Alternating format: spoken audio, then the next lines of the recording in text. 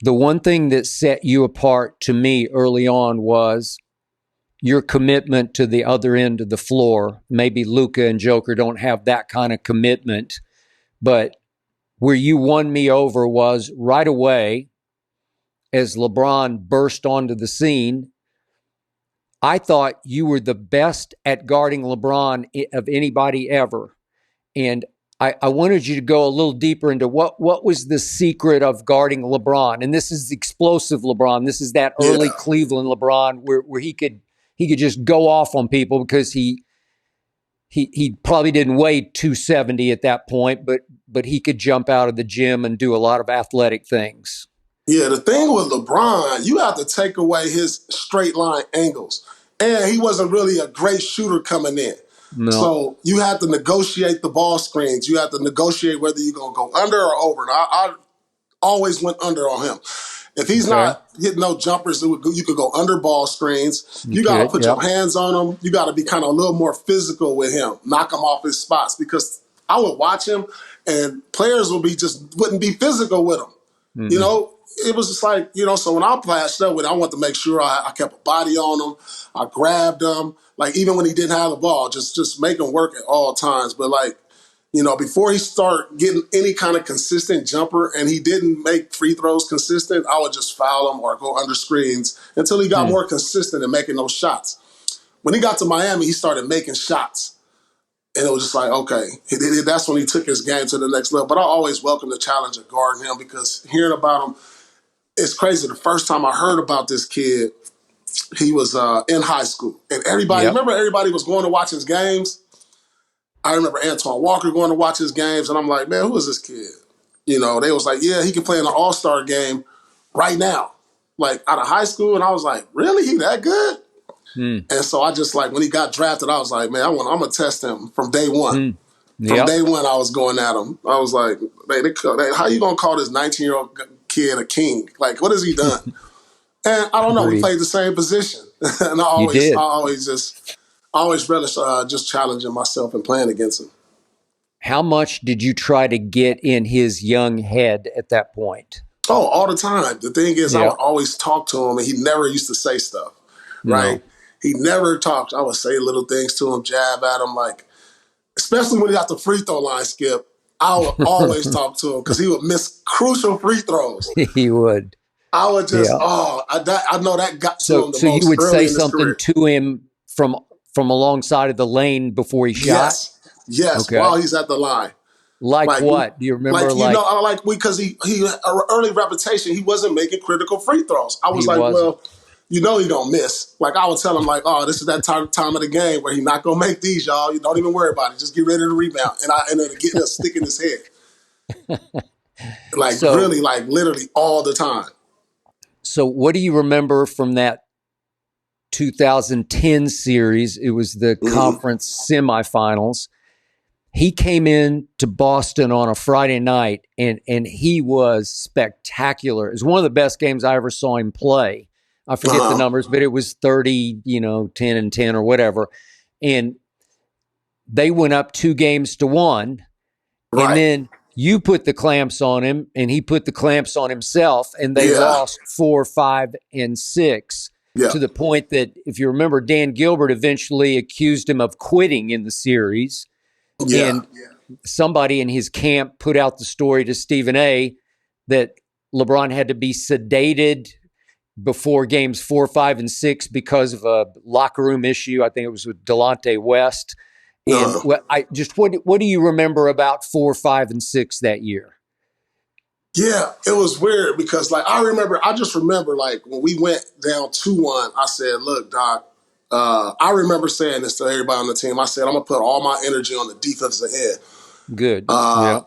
You know, and that kind of took away from my offense a lot that series. I think we really were carried offensively by Rondo that series, but because I remember putting all my defensive effort. But he didn't seem right. Something didn't seem right. I don't know if it was the combination of whatever he was going through or me just way I was playing against him and stuff. Maybe. But, I'm not in their locker room. I don't know what's going on. I'm not in their bus. I'm not in their practices. All I know is I'm like, listen, I'm going to put all my energy in the guarding this dude. And And that's it. And we're going to find a way to win this series. Because they were the number 1 seed, I believe. I think they won like 60 games that year. Yeah. I think we were like the 4 seed. And then I just knew for some that everybody felt like this was going to be LeBron's last year in Cleveland. You could just, the energy just You felt, could. Yeah. the energy just felt like this was it. After we beat him a second time, he was like, number 1 seed, they couldn't get over the hump. And you just knew something was going to happen in Cleveland. That's the energy that you felt in the playoffs and all through that series. And it was just like, it felt good to send him out of Cleveland, though. It did feel good. It did. And you sent him out. And he did join forces with Dwayne Wade, who I thought was great for him. And it helped to have Chris Bosh, obviously. And it helped to have Pat Riley and Eric Spoelstra up above. And yeah, what did you see from him as he sort of grew up in Miami? Well, the game, I think his legacy-changing game was game 6 versus us at home after we put him on the ropes again in the Eastern Conference Finals? Had him on the ropes, yep. Yeah, that was 2012 maybe?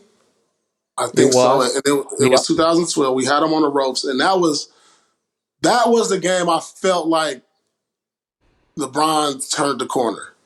It was probably his second greatest game to date, if not his best game. I remember the game versus Detroit. He scored like 28 or 30 straight.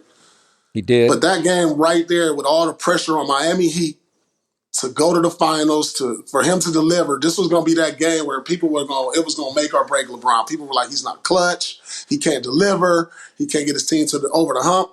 And look what all he got. And so that game right there when he just went, he just went nuclear on us. And I don't think there was nothing can do that. Nobody can do anything that day. And I think that really changed his trajectory. I mean, not that he wasn't going to be great, but it really took him to that next level. You know how certain great players just have those games where it's just like, oh, that game took them to the next level. And from that point on, it really changed how we looked at LeBron.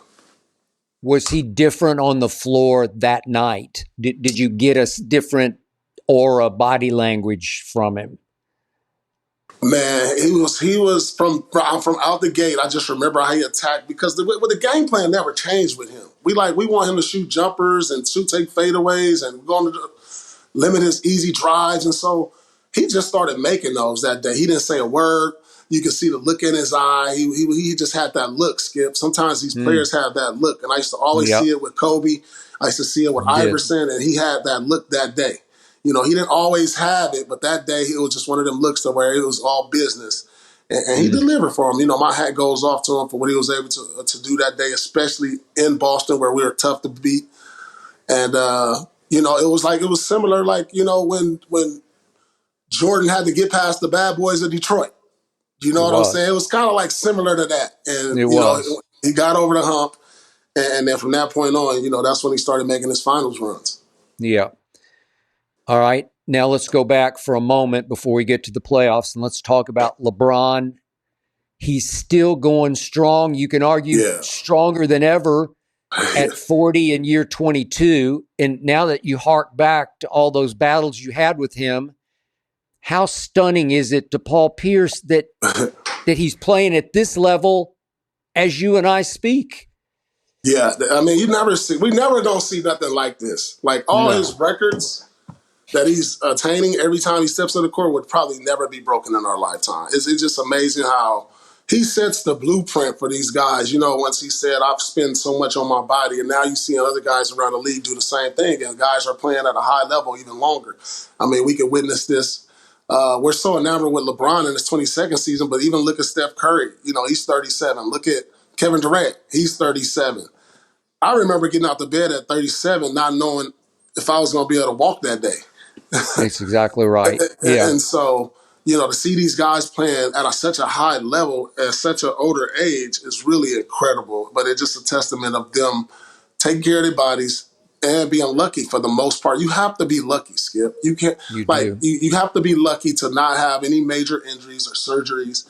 You have to take care of your body, and those things have to fall in line. And you have to be really good for a long time. And, you know, he's been able to do all of those things. Yeah, and to your point about being blessed, he's never had one surgery. No knee, no shoulder, no Achilles, no nothing. And yet he does obviously take care of himself. And I wonder, do you look back and wish you had known later in your career what he knows now about Yeah, longevity? absolutely. Yeah. Man, absolutely. I mean, you think you work your butt off, and I had a lot of small injuries though, like a broken hand, a broken toe, little things like that. Never no surgery, but like, yeah, of course. But you understand the athletes, as time goes on, the athletes get better. They play longer. I remember growing up, a 10-year career was a long career in the NBA. And now we consider like 16, 17 years is pretty long. And now we're seeing guys play 20 plus years. Chris Paul and Yeah. and LeBron. I mean, Chris Paul played 82 games in his 20th He season. did. That's 82 crazy. games. It's Yeah, crazy. that's Yeah. insane. His 20th season. All We just right. don't, we weren't seeing that type of things. But I played long enough, and could I have squeezed a couple more years? Maybe, I don't know. Who knows? I got it.